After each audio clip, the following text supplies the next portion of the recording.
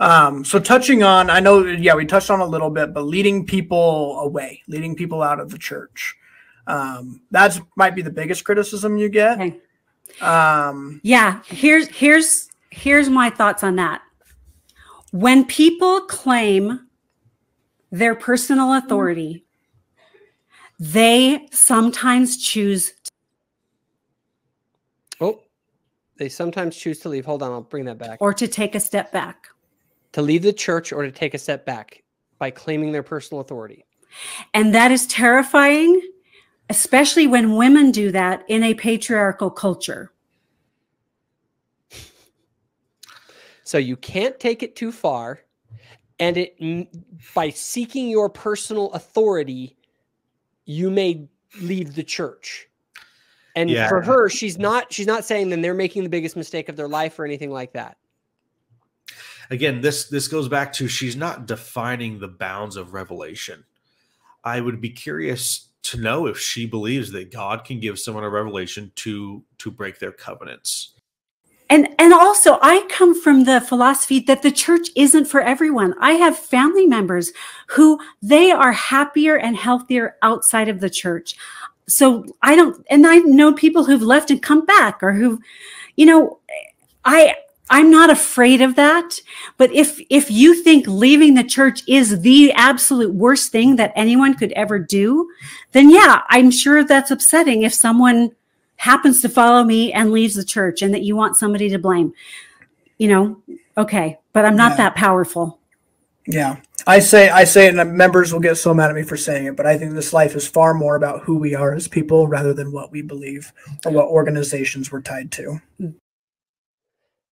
Oh, there it is again. I mean, same message. Like what? What? Please show me in the scriptures where Jesus ever said it doesn't matter what you believe or what institutions you're a part of. Like, what? Go to any of our prophets, any of our scriptures, anything. It's all come unto Christ, be baptized, make covenants, keep the covenants, stay on the path, hold to the rod. Like, it's not what they're saying. It's the opposite. Like, how can a Latter-day Saint say this? Yeah, and I'd be curious to know how Bridger would justify that. If I remember correctly, when he told you that same thing, he said logically, that's what this life is about, and that's the word he used, and he didn't say doctrinally. And so he's coming to this logical conclusion. It's not logical to say that I'm a Christian, but I don't follow any of the things that Jesus Christ said. Yeah, and I'm trying to think his mindset. If he's thinking that most of the people will not accept the gospel on the earth. So if that's the case, then the best thing for them to be is good people. I could kind of see where he's coming from there. But fair enough. But my question is, then why do we do proxy work for the dead? Right?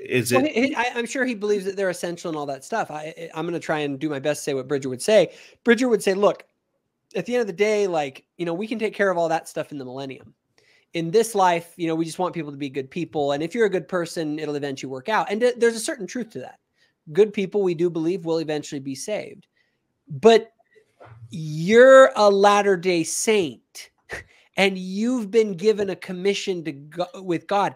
They have the excuse of saying, well, I didn't know any better, and so I did the best with what I have. Right. But we're not people who don't have. Like, we have. And we have to act on the knowledge that we have. And our knowledge is to baptize everyone and to tell them and to share the light and truth of the gospel with everyone. Anyway. You're starting to sound like an evangelical. That's good. We're a lot more. I love my evangelical brothers. They can correct some of the excesses of certain types of thinking. So I appreciate what they say. I want to share with you a comment that was left on my video that I think was really interesting. And I don't want to say like, oh, okay, Julie agrees with this person. Like, obviously she doesn't. She doesn't control the comments that people are leaving on these videos by her followers. And so I don't have any issue with that. And this is a comment on your video. Yeah, yeah. This was a comment on my video that I made. And it basically says this. The person says, does she fall within the bounds of apostasy by these few clips? Yep, and good for her.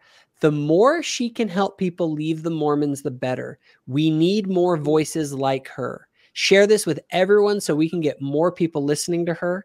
I think it's hilarious that people keep saying someone they know left the church and they discovered they listened to Dr. Hanks. She's teaching people how to critically think for themselves instead of being handed and spoon-fed beliefs.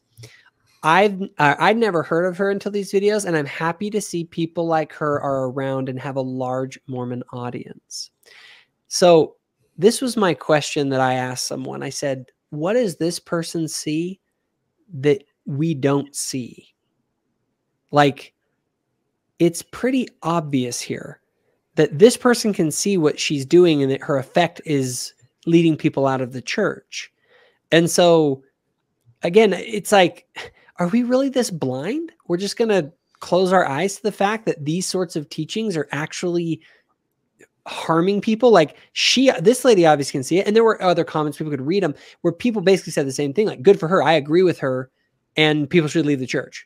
It's interesting because she was recently on the Faith Matters podcast. They interviewed her and she talked all about developing a self and personal authority and all this stuff. And I want to play a little clip from that. Just because Bridger and I were having a conversation about what she was talking about. And it was shocking to me to see where Bridger was. And so this isn't just about Julie. Bridger, Julie, there's a mindset of particular people in the church that I think we should be aware of here. And again, I just want to kind of play this. So let's listen to Julie. She's talking about the development of a self in its relationship to the church itself. So let's take a look. Is there a way to just, I know you can't guarantee, but like a way to ensure that this isn't going to break a relationship, whether it's a relationship with the church or a relationship with a person? There is no guarantee. It may break. And so the alternative is you don't develop. But some people, as they develop a sense of self, they see, or they decide, their self decides, I can't be associated with this organization. Yeah. And that's their choice.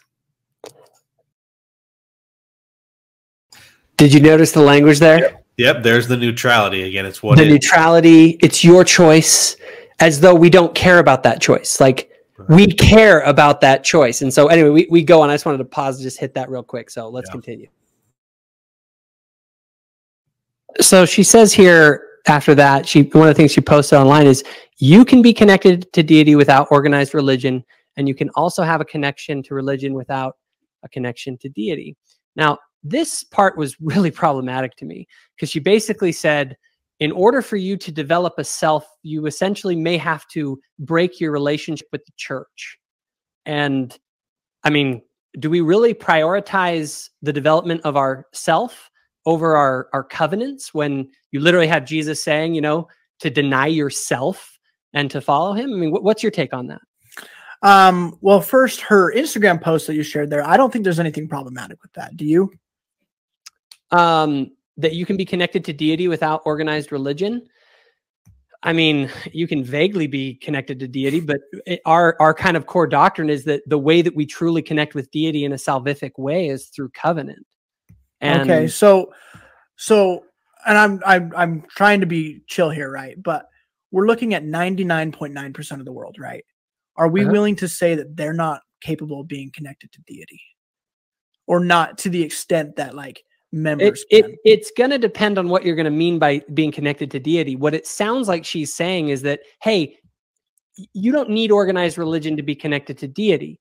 When our doctrine is very much come to us and deepen your connection with deity unto salvation, because a connection to deity that doesn't lead you to salvation is, I mean, not worth that much.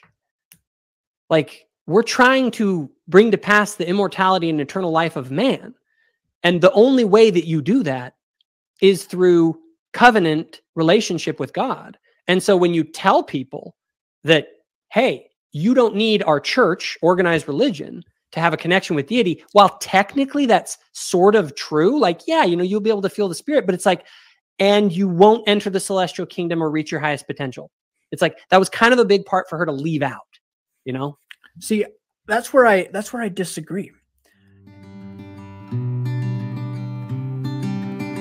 If you enjoyed this video, give it a like and hit the subscribe button. Also, if you want more content, including the podcast, go to thoughtful-faith.com. Thanks for watching.